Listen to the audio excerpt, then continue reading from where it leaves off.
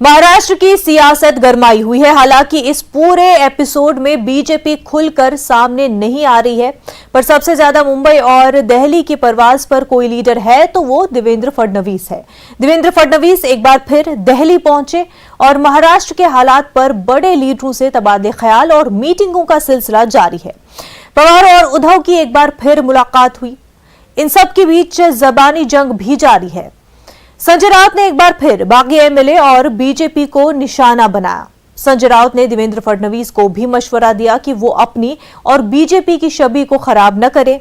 वहीं शिंदे ग्रुप के तर्जुमान दीपक केसरकर ने न्यूज 18 से बातचीत में कहा कि महाविकास अघाड़ी हुकूमत अक़लियत में है और रियासत में इक़्तिदार कायम करने के लिए जल्द ही इक़दाम किए जाएंगे। केसरकर ने साफ किया कि उनकी नाराजगी उद्धव ठाकरे से नहीं बल्कि महाविकास अघाड़ी हुकूमत से है। वहीं अनिल देसाई ने दावा किया कि शिवसेना के 20 बागी एमएलए उनसे राब्ते में हैं और वो शिवसेना में वापस आना चाहते हैं। बहरहाल महाविकास अघाड़ी सरकार बचाने की कोशिश में जुटे हुए हैं, तो वहीं शिंदे ग्रुप हुकूमत साजी की तैयारी में है। इस वक्त की खबर बता दें, बड़ी खबर इस वक्त की वज़ीर-ए-आला उद्धव ठाकरे की जज्बाती अपील। बागी अरकान असेंबली से अपील की, शिवसेना प्रमुख होने की वजह से आपकी फिक्र है, मैं आपके जज्बात का एहतराम करता हूं, मुंबई आए, मिलकर बात करें। कई लीडर गुवाहाटी में फंसे हुए हैं, उद्धव ठाकरे का यह बयान है। कई अरकान असेंबली मुझसे राब्ते में है, हम बातचीत से रास्ता निकाल सकते हैं। तो उद्धव ठाकरे की बागी अरकान असेंबली से जज्बाती अपील उन्होंने बयान दिया है। उन्होंने कहा है कि शिवसेना प्रमुख होने की वजह से आपकी फिक्र है, मैं आपके जज्बात का एहतराम करता हूं, मुंबई आए, मिलकर बात करें। उनका कहना है कई लीडर गुवाहाटी में फंसे हुए हैं, कई अरकान असेंबली मुझसे राब्ते में है, हम बातचीत से रास्ता निकाल सकते हैं। तो एक बार फिर बागी अरकान असेंबली के लिए रास्ता खोल दिया, दरवाजा खोल रखा है उद्धव ठाकरे ने कि अगर वो वापस आना चाहते हैं, अब भी मौका है, वापस आए और बातचीत के जरिए इस मसले का हल निकालें।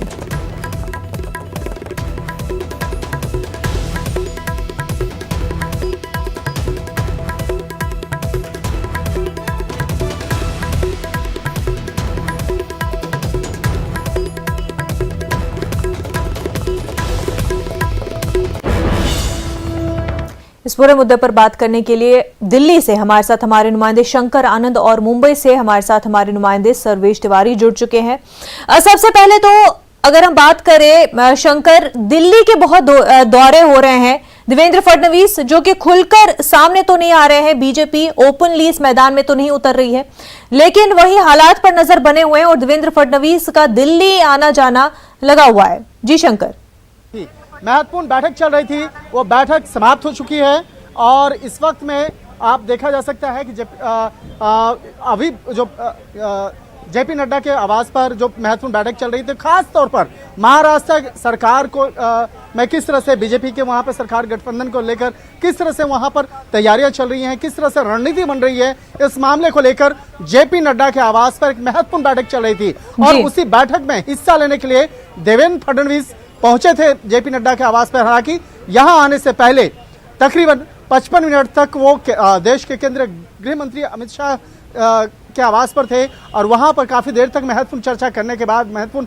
बातचीत करने के बाद, उसके बाद देवेंद्र फडणवीस पहुंचे थे जेपी नड्डा के आवास पर। यहां पर देवेंद्र फडणवीस के साथ साथ यहां पर जो बीजेपी के राष्ट्रीय महासचिव अरुण सिंह वो भी पहुंचे, वो भी यहाँ पर बैठक में हिस्सा ले रहे थे और एक तरह से कहा जा सकता है कि महाराष्ट्र की राजनीति में क्या होगा, किस तरह से वहां पर महाराष्ट्र की राजनीति में क्या बीजेपी सत्ता में आएगी या वहां पर आगे की राजनीति को लेकर किस तरह से एक कूटनीतिक जो एक तैयारियां की जा रही हैं, उसको लेकर आज जेपी नड्डा जो बीजेपी के राष्ट्रीय अध्यक्ष हैं उनके आवास पर काफी महत्वपूर्ण बैठक चल रही है और खास तौर पर उस बैठक में शिवसेना नेता एकनाथ शिंदे को लेकर भी आज चर्चा हुई कि किस तरह से इस मामले पर एकनाथ शिंदे के मसले पर आगे बढ़ना है और किस तरह से महाराष्ट्र की राजनीति में बीजेपी को लेकर किस तरह से वहां पर आगे बढ़ना है। खास तौर पर एक तरह से कहा जा सकता है कि महाराष्ट्र में क्या बीजेपी वहां सरकार बनाने के लिए आगे बढ़ेगी या नहीं बढ़ेगी, इस मामले को लेकर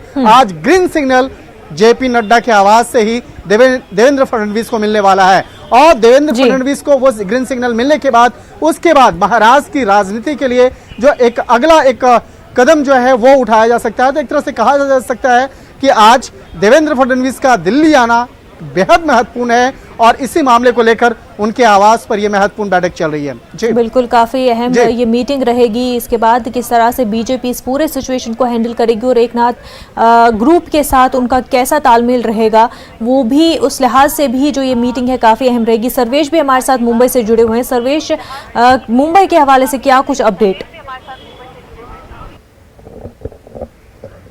देखिए बलजा जी, जिस तरह से आपने पहले ही बता दिया कि तमाम जितनी हलचलें थी महाराष्ट्र की सियासत में, जिस तरह से एकनाथ शिंदे बागी विधायकों के साथ अभी अब तक गुवाहाटी में टिके हुए हैं और अब तक 50 विधायकों का समर्थन उनके साथ, जिसमें से 37 के 38 शिवसेना के हैं। तो कुल मिलाकर जितने भी बयानबाजी अब तक शिवसेना की तरफ से, संजय राउत की तरफ से, उद्धव ठाकरे की तरफ से, आदित्य ठाकरे की तरफ से, साथ ही अरविंद सावंत की तरफ से हो रही थी, आज उन बयानों के बाद एक भावनात्मक अपील शिवसेना के मुखिया उद्धव ठाकरे, जो महाराष्ट्र के मुख्यमंत्री भी, उनकी तरफ से की गई है कि जो भी नाराजगी है वो सामने आकर बैठकर बातचीत करें, उसे दूर की जाएगी, एक रास्ता निकाला जाएगा, बैठकर बातचीत करते हैं।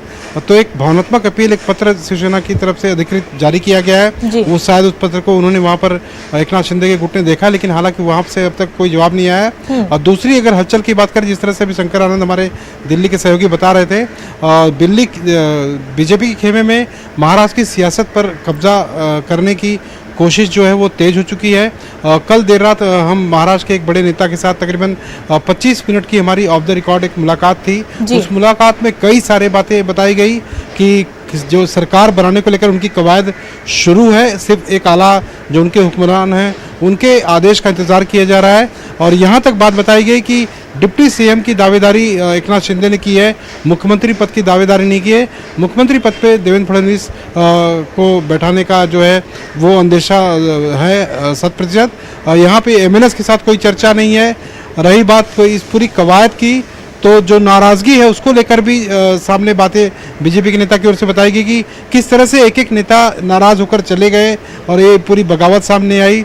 रही बात कि क्या आने वाले समय में अगर एकनाथ शिंदे अपने तमाम नेताओं के साथ मुंबई की सरजमी पर अगर कदम रखते हैं तो उसको किस तरह से देखा जाएगा, तो सामने से ये भी कहा गया कि उनके जितने कार्यकर्ता, पदाधिकारी या नेता आक्रोश करेंगे, उससे ज़्यादा कार्यकर्ता, पदाधिकारी हो सकते हैं कि हमारी ओर से भी तैनात किए जाएं। लेकिन एक कवायद तब देखी जाएगी जब बीजेपी खेमे की ओर से सियासत में, महाराष्ट्र की सियासत, महाराष्ट्र की सरकार बनाने को लेकर हलचल तेज होगी, उसकी कवायद की ओर ये कदम रखेंगे।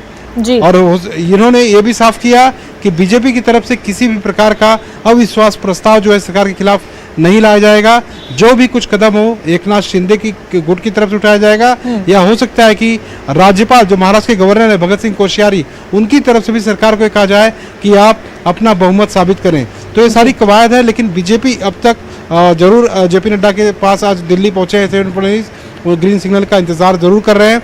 लेकिन जब तक बड़े शीर्ष नेताओं का कुछ आदेश नहीं होता तब तक महाराष्ट्र के जितने भी बीजेपी नेता हैं, हालांकि उन्हें अपने इंटरनल लेवल पे जूम मीटिंग के जरिए सभी विधायकों से, सर्वेश आप बने रहिए हमारे साथ। इस वक्त राज्य के नेता हैं उनसे इस वक्त एक बड़ी खबर सामने आ रही है, आप बने रहिए सर्वेश हमारे साथ, शंकर आनंद आप भी बने रहे। लेकिन नाज़रीन को इस वक्त की बड़ी खबर बता दे, उधर सरकार के बहरान के बीच फडणवीस दिल्ली पहुंच चुके हैं। जेपी नड्डा के घर फडणवीस पहुंच चुके हैं। जेपी नड्डा के साथ मीटिंग खत्म हो चुकी।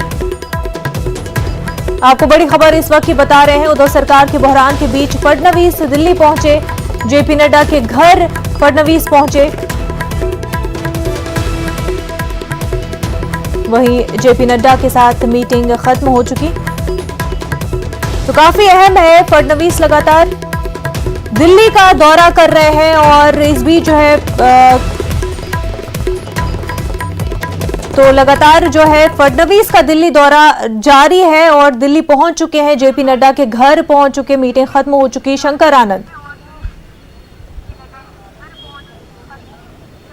शंकर आप तक हमारी आवाज पहुंच पा रही है?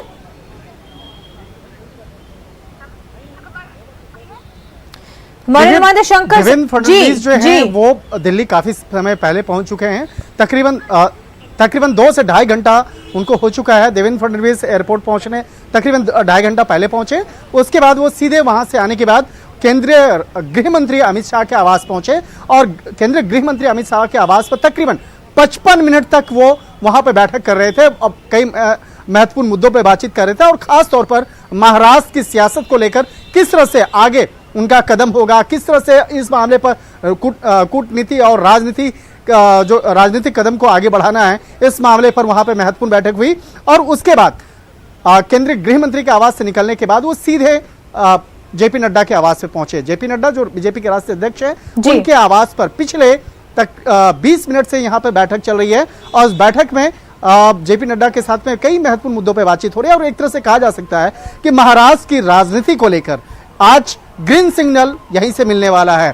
जेपी नड्डा आज वो ग्रीन सिग्नल देंगे कि किस तरह से बीजेपी को आगे बढ़ना है, और आगे बढ़ना है तो क्या उनकी रणनीति होगी, पार्टी की रणनीति क्या होगी, इस मामले पर आज ग्रीन सिग्नल दिया जाएगा। और इसके साथ साथ बीजेपी के महासचिव अरुण सिंह जो हैं वो भी आए हुए हैं, वो भी तकरीबन 15 मिनट पहले यहाँ पे पहुंचे और इस वक्त में यहाँ पे तमाम मसलों पे बातचीत चल रही है जी। एक तरह से कहा जा सकता है कि राजनीति और रणनीति और खास तौर पर महाराष्ट्र के मसले पर जिस तरह से एक हालात बने हैं पिछले कुछ दिनों के अंदर में, खासकर शिवसेना और शिवसेना के नेता एकनाथ शिंदे को लेकर जिस तरह से एक सिचुएशन बना, एक नया एक समीकरण बना, उस समीकरण पे बीजेपी किस तरह से आगे बढ़ेगी, क्या उनका एक राजनीतिक कदम होगा, उसको लेकर आज कहा जा सकता है एक फाइनल आज जो एक कदम है वो आज बीजेपी के द्वारा लिया जा सकता है। और हमारे सूत्र ये भी बताते हैं कि आज इस मामले में आज देवेंद्र फडणवीस को बताया जाएगा कि क्या करना है, क्या बीजेपी को सरकार आगे बनाने के लिए पहल करनी चाहिए, या करना है तो किस तरह से आगे पहल करना है, और बीजेपी के पास किस तरह से कितने विधायकों का समर्थन है,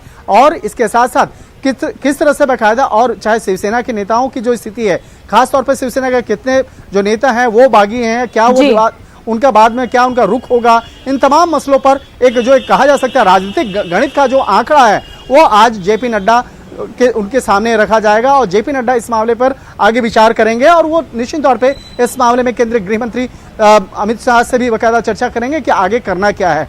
कहीं जो जिस तरह से राजनीतिक हालात की अगर बात करें तो यहाँ पर सबसे पहले उन महत्वपूर्ण मसलों पर बात होगी कि कहीं ऐसा ना हो कि राजनीतिक कदम आगे बढ़ाया जाए और बाद में पार्टी को फजीयत हो जाए या कुछ ऐसा कि बाद में कदम उनको पार्टी को अपना पीछा करना पड़े। तो इन तमाम मसलों को ध्यान में रखते हुए ही बिल्कुल, क्योंकि पहले भी इससे पहले भी बीजेपी को इस तरह की सिचुएशन का सामना रहा है शंकर, जहां पर उन्होंने दावा किया कि महाराष्ट्र में सरकार बनाएंगे, लेकिन ऐन वक्त पर जो है बाजी पलट गई और शरद पवार ने बाजी मार ली और माना जा रहा था कि जो चाणक्य खुद को कह रहे हैं वो चाणक्य साबित नहीं हुए, शरद पवार उनके सामने चाणक्य साबित हुए। लेकिन शंकरानंद ये भी बताया कि एकनाथ शिंदे के हवाले से भी खबर आ रही है कि वो दिल्ली पहुंच रहे हैं।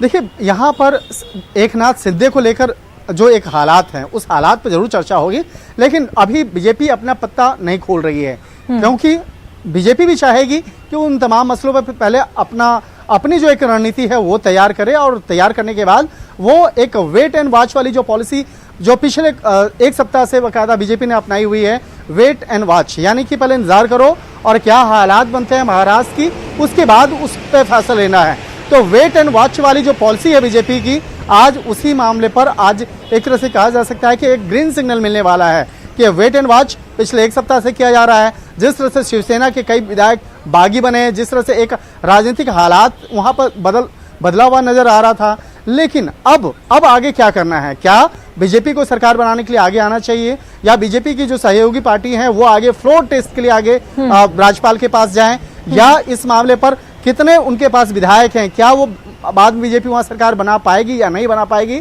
या राज्यपाल से मिलकर के आगे राष्ट्रपति शासन के लिए आगे बात करना है, या अल्पमत सरकार के बारे में जानकारी देना है। तो इन तमाम मामलों पर एक कहा जा सकता है कि एक आंकड़ा जो है एक वो आंकड़ों पे बकायदा चर्चा यहाँ पे हो रही है और इस बिल्कुल तमाम पहलुओं पर बात हो रही है, हर एक चीज को मद्देनजर रखा जा रहा है इस मीटिंग में और इसी मीटिंग में जो है अहम फैसला भी लिया जाएगा। सर्वेश भी हमारे साथ जुड़े हुए हैं। सर्वेश ये बताएं कि अब एक रास्ता ये भी बचता है कि गवर्नर के पास जाया जा सके और गवर्नर के पास ये अथॉरिटी है कि वो कोई फैसला ले सके, लेकिन अगर एकनाथ शिंदे ग्रुप गवर्नर के पास जाते हैं उस सूरत हाल में उद्धव ठाकरे के पास क्या कुछ ऑप्शन रह जाते हैं?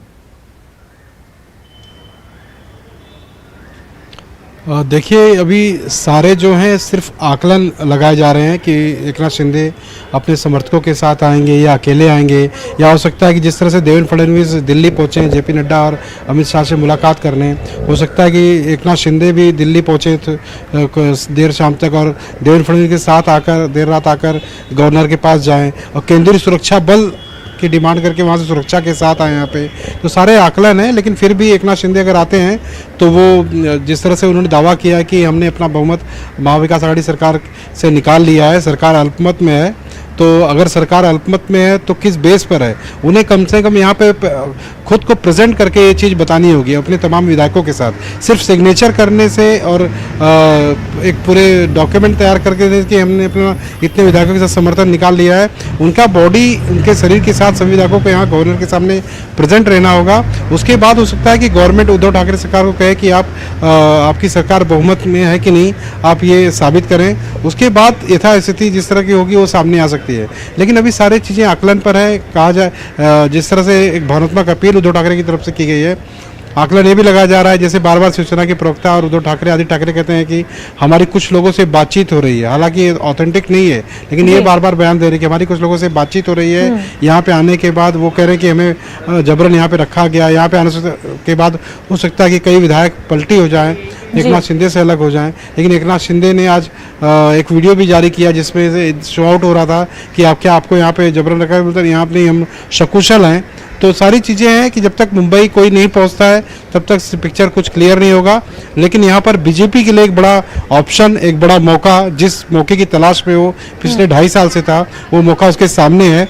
और ये मौका अगर एकनाथ शिंदे गुट की तरफ से क्लियरेंस अगर उनको मिलता है बीजेपी के साथ जाने के, तो वहाँ पर भी कुछ लीगल टर्म जरूर आएंगे। या तो उनको एक पार्टी में मर्ज होना पड़ेगा, या फिर वो किस पार्टी में मर्ज हो रहे हैं उसका नाम शो आउट करना पड़ेगा, या नई पार्टी बना रहे हैं, उसमें भी एक लंबा प्रोसेस है, कम से कम 5-6 महीने का प्रोसेस है एक नई पार्टी को बनाने का। तो अभी दूसरी तरफ लीगल जो मैटर सुप्रीम कोर्ट में चल रहा है डिप्टी स्पीकर को लेके, जो उनके व्हीप प्रमुख बनाए गए हैं सुनील प्रभु शिवसेना के विधायक, जो गठ नेता बनाए गए अजय चौधरी के, उनको जवाब देना है कोर्ट में। तो सारे लीगल टर्म्स भी सामने हैं, लेकिन इस बीच वो सरकार बनाने की कवायद में भी खड़े हो सकते हैं, इसमें कोई आपत्ति नहीं है। जिस तरह से बीजेपी के कड़े बड़े नेता रोकना चाहेंगे, संजरात कुछ कह रहे हैं, उनका बयान सुन ले।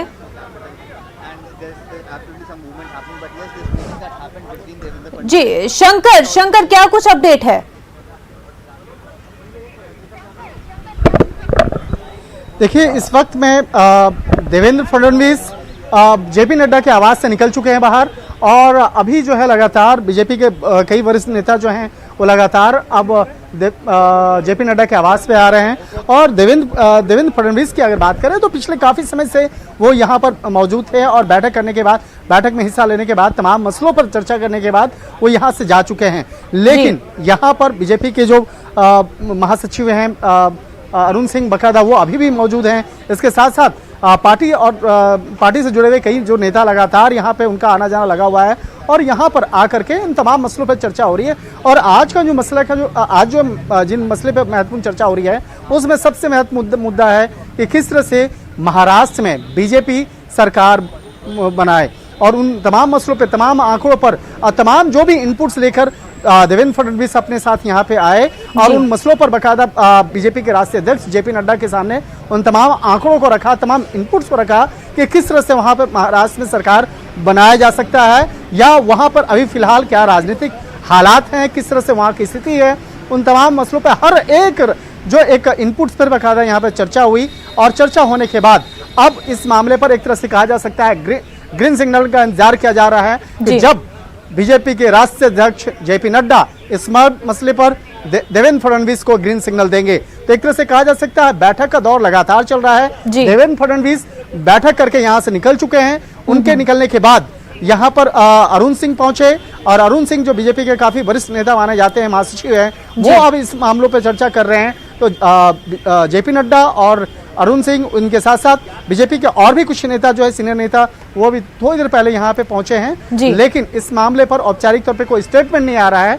बीजेपी के द्वारा इस मामले पे औपचारिक तौर पे कुछ स्टेटमेंट नहीं दिया जा रहा, लेकिन जी। इतना स्पष्ट है कि आज का दिन महाराष्ट्र में सरकार गठन के मसले को लेकर आज एक कहा जा सकता है कि अंतिम रूपरेखा तैयार की जा रही है और देर शाम तक इस मामले पर एक औपचारिक तौर पर फैसला ले लिया जाएगा कि आगे महाराष्ट्र में क्या करना है, क्या वहां पर सरकार बनानी है या नहीं बनानी है। अगर बनानी है तो उसके लिए बिल्कुल ये क्या-क्या तमाम तर रूपरेखा फैसले होनी चाहिए, लिए क्या-क्या जाएंगे। उनके पास, मीटिंगों किस पर तरह जो से है वो लगातार सरकार मीटिंगें की बनाएंगे, जा रही है। सर्वेश, देवेंद्र फडणवीस की मुलाकात हो गई है, उसके बाद भी जो है अभी मीटिंगों का दौर चल ही रहा है। बहुत ही बारीकी से नजर रखे हुए हैं बीजेपी पूरी सिचुएशन पर। ऐसे में ये बता दें कि ग्रुप एकनाथ शिंदे ग्रुप जो है वो क्यों अभी हिचकिचा रहे हैं मुंबई आने से, जबकि वो गवर्नर से मुलाकात कर सकते हैं और गवर्नर 12 जुलाई से पहले ही फ्लोर टेस्ट के लिए भी बुला सकते हैं। जिस तरह से कल हमारी एक बीजेपी के महाराष्ट्र के बड़े नेता के साथ मुलाकात हुई थी, तकरीबन हमारी मुलाकात ये 25 मिनट की थी। उस 25 मिनट की मुलाकात में हमने एक साफ सवाल किया था, क्या आप की पार्टी सरकार बनाने के लिए पहल कर रही है, क्या आपको नेता दिया गया है, क्या सामने एकनाथ शिंदे की तरफ से उन्होंने मुख्यमंत्री बनने का दावा किया है, आपसे पेशकश की है या उप मुख्यमंत्री। सामने से जवाब ये आया कि उन्होंने मुख्यमंत्री बनने का कोई दावा या पहल पेशकश नहीं की है, उप मुख्यमंत्री बनने की पेशकश की है। हम उनके संपर्क में हैं। हमारी सरकार बनाने की जो प्रोसेस है, जितनी भी कानूनी प्रक्रियाएं चल रही हैं, उसके पहले भी अगर हमें मौका मिला तो हम सरकार बनाने का दावा कर सकते हैं, लेकिन हम किसी भी तरह का अविश्वास प्रस्ताव जो है वो नहीं लाएंगे। ये सारी कवायद जो होगी एकनाथ शिंदे गुट की तरफ से होगी या तो फिर राज्यपाल की तरफ से होगी। और दूसरी एक जो सबसे संदेहात्मक चीज है, शक की सुई जो घूम रही है, आपने अगर गौर किया होगा शुरुआत से 20 जून के पास से 21 जून की सुबह जिस तरह से खबर आई कि पहले 28 शिवसेना के नेता गए, फिर 29 गए, 30 गए, 32 गए, फिर 37 गए, 38 गए, उसके बाद जो लास्ट सिचुएशन में जो एक एक नेता जा रहे थे, उसको लेकर ये राजनीतिक गलियारों में चर्चा है कि ये जो नेता जा रहे हैं ये उद्धव के खास हैं, उनको मनाने के लिए जा रहे हैं। इन पर सुई अटकी हुई है। जिस तरह से 21 पहले 18 शिवसेना नेताओं की बात की गई संजय राउत की तरफ से, फिर आदित्य ठाकरे की तरफ से बात की गई, कुछ नेता जो वहां पर फंसे हुए हैं उन्हें जबरन रखा गया है। 21 नेताओं के आंकड़े आ रहे हैं, जिसको लेकर आज शिंदे ने खुद जो गुवाहाटी होटल में टहलते आए मीडिया के सामने उन्होंने बयान दिया कि जो भी नेता उनके संपर्क में जिस तरह से बाहर बयानबाजी की जा रही है उनके नाम बताएं। ऐसे कोई भी नेता हम यहाँ पे उनके संपर्क में नहीं है, सभी अपनी मर्जी से हैं। जी बिल्कुल। तो कई सर्वेश, ये भी आप बता दें कि वक्त हमारे पास कम है, आपसे तुरंत जानना चाहेंगे कि एंटी डिफेक्शन लॉ की बार बार बात हो रही है, क्या अब वो उद्धव ठाकरे अप्लाई कर भी पाएंगे कि नहीं? देखिए, ये जिस तरह से सिचुएशन है उस पर अभी कुछ भी कहना ठीक नहीं होगा, लेकिन चर्चा जोरों में है कि आज 5 बजे की कैबिनेट की बैठक थी और उस बैठक के दौरान हो सकता है कि जिस तरह से शरद पवार बार बार अभी तक इस पूरी स्थिति पर नजर बनाए हुए हैं, शरद पवार के ही मना करने पर अब तक उद्धव ठाकरे ने किसी भी प्रकार का कोई जो या तो इस्तीफे की बात कहें या तो कोई तमाम जिस जी बिल्कुल, उद्धव ठाकरे जज्बाती अपील भी कर चुके हैं, तो कहीं ना कहीं दरवाजा अभी भी खुला रखा हुआ है बागी अरकान असेंबली के लिए कि अगर वो चाहे तो अभी भी वापस आ सकते हैं। सर्वेश, बेहद शुक्रिया आपका। शंकर आनंद, आपका भी बेहद शुक्रिया तमाम तर जानकारी के लिए। नाजरीन, इस वक्त एक बड़ी खबर सामने आ रही है। बड़ी खबर आपको बता दे, अबुधाबी पहुंचे पीएम मोदी। यूएई के सदर शेख मोहम्मद बिन जायद ने उनका इस्तकबाल किया। साबिक सदर खलीफा बिन जायद के इंतकाल पर इजहार ताज़ियत किया। तो आपको बता दें कि वजीर आजम नरेंद्र मोदी अबुधाबी पहुंचे। यूएई के सदर शेख मोहम्मद बिन जायद ने उनका इस्तकबाल किया। आपको बता दें कि साबिक सदर खलीफा बिन जायद के इंतकाल पर इजहार ताज़ियत। तो आपको बड़ी खबर बता रहे हैं, आप तस्वीरों में भी देख सकते हैं कि वजीर आजम नरेंद्र मोदी अबुधाबी पहुंच चुके हैं। यूएई के सदर शेख मोहम्मद बिन जायद ने वजीर आजम नरेंद्र मोदी का इस्तकबाल किया। तो आपको बताएं कि साबिक सदर खलीफा बिन जायद के इंतकाल पर वजीर आजम ने इजहार ताज़ियत की।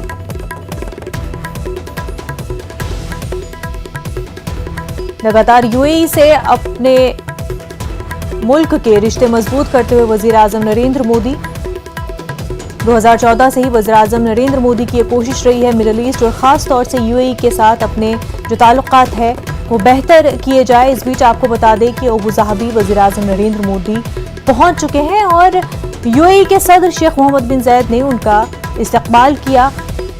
साबिक़ सदर खलीफा बिन ज़ायद के इंतकाल पर वज़ीर-ए-आज़म ने इज़हार ताज़ियत किया।